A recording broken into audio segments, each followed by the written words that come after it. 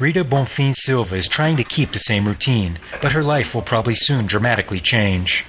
Her tiny one-room brick home is scheduled to be bulldozed any day, along with the homes of an estimated 250 other families that live in Mangueira Metro shantytown in Rio.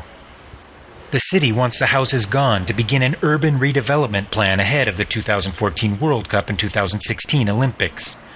The famed Maracanã Stadium is less than 2 blocks away, and the residents here suspect the city wants to build a parking lot on their homes. But Rita can't afford to move out. She doesn't work because she has to be a full-time caregiver for her 4-year-old son, Gabriel, who has a form of cerebral palsy. I have not seen any change for me or other poor people with the World Cup. Nothing has helped us at all. We have not seen any improvement. No financial help, no housing help, no education, no health care. Nothing has gotten better for those who need it. With more than $20 billion being invested in Rio de Janeiro and redevelopment projects all over the city, it often comes on land now occupied by poor families. We know very well that with government help, these mega events benefit business. But for the poor people, it's often a negative impact, especially for people that live in places like this, people who have lived here for more than 30 years.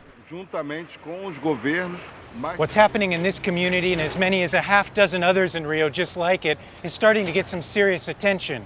A high-level delegation from Amnesty International is coming to Rio to investigate what's going on. And not only that, the United Nations has assigned a special rapporteur that's been investigating now for many weeks. But city officials proudly show off the plans of how the area will be reformed into a public space with trees, walkways, and even a community center.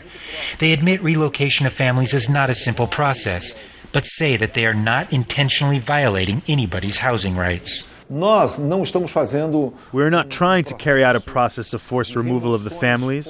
We are relocating families because they live in at-risk areas. We always desire to do what is best for the families. But for Rita, she says she is left with the clear feeling that as the city rushes to redevelop urban space in the name of progress, poor people like her are seen as just nothing more than being in the way. Gabriel Elizondo, Jazeera, Rio de Janeiro.